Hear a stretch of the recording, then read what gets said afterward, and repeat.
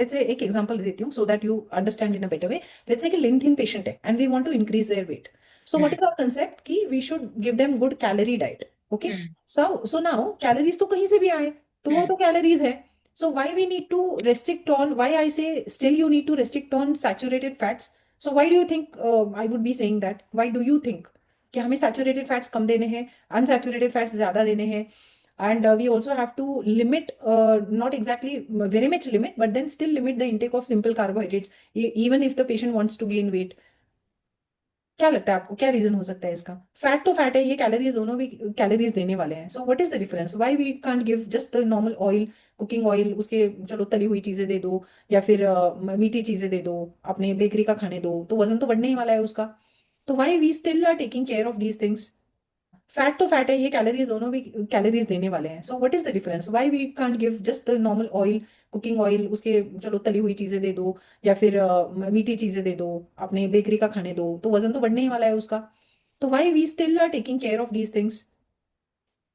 क्या लगता है आपको? सिंपल शुगर्स तो सिंपल कार्बोहाइड्रेट्स तो शुगर स्पाइक ही करेंगी। अगर उनका मेटाबॉलिज्म थोड़ा मतलब अर्ली हो जाएगा तो वो एकदम से स्पाइक करेंगी शुगर्स राइट, को। तो शुगर स्पाइक करेगी तो हमारे पास में डिफेंसिव मैकेनिज्म है, right? The hmm. Body will secrete good amount of insulin and that will be taken care of, your sugars will get optimised in your the circulation. तो इसका क्या है मतलब, what is the impact? If this is being taken care of, then why we should not give sugary, lot of sugary foods? तो अगर हमारा sugar भी बहुत ज्यादा बढ़ रहा है तो फाइनली वो डिपॉजिट तो एडिपोज टिश्यू में जाके ही हो रहा है ना। अगर हाँ। मतलब जितना इंसुलिन मैनेज कर पाएगा वो करेगा, हम्म। या फिर जितना बॉडी यूटिलाइज कर पा रही है वो कर लेगी, but rest of the glucose will be converted into Converted to fats ना। fats, but that is what we want, na? हाँ। That is what we want. We want to gain weight. Okay So हाँ। why not? Still, why not? No idea, not sure. लेकिन fats deposit कहाँ करना है वो भी, क्योंकि वो शायद विसरल फैट बढ़ाता होगा जो हम्म। एडिपोज टिश्यू हम बोल रहे हैं, जो मतलब वो बढ़ेगा तो that will increase visceral fat. Visceral fat अच्छा नहीं होता है। Hmm. Just just an Andaz, idea. yes, yes, yes, that is true. Because see, if we are giving good amount of saturated fats and the unhealthy carbohydrate sources like simple sugars, तो उसका है ना and product जो है, it is getting converted into fats, maybe adipose tissue में deposit हो जाए, या फिर विसरल फैट में कन्वर्ट होके it is getting deposited into the organs. तो that is one thing. The second thing, it is जो बहुत बड़ा ब्लंडर हो जाता है ना इसमें, the second thing that happens is it increases the arachidonic acid pathway reactions. जो इफ यू रिमेंबर, मैंने आपको अभी यहाँ पे, पुष्पा छोड़कर सब लोग डॉक्टर्स है तो एवरीबडी नोज कि arachidonic acid pathway it is an pro inflammatory pathway, if you remember.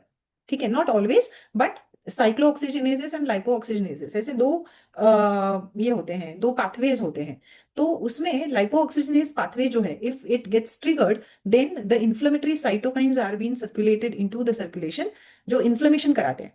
सो ये चीज याद रखनी है मृणाल, कि कुछ भी सैचुरेटेड फैट खाने के बाद, या फिर कोई भी हाई कार्बोहाइड्रेट, सिंपल कार्बोहाइड्रेट खाने के बाद में बॉडी में इन्फ्लेमेटरी स्टेट क्रिएट होने वाली है।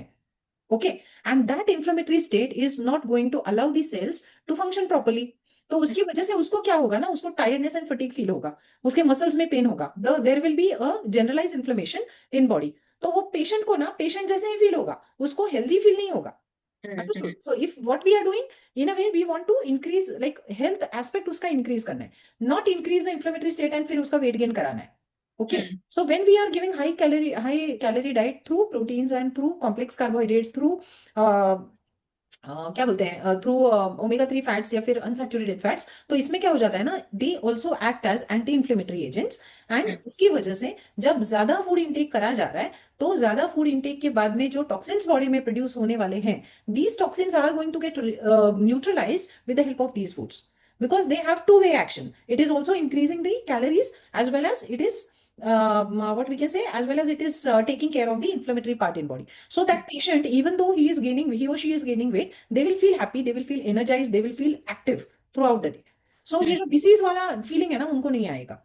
Unlike you can just implement these things on to your self. ठीक है, एक दिन है ना, आप बहुत सारा मीठा खा लो, तली हुई चीजें खा लो, and you know very heavy and rich diet you take, and you आप है ना शाम को सिर्फ महसूस करो कि आपको क्या फील हो रहा है। you will feel very lethargic, very tired, बहुत ज्यादा heavy feel होगा, right?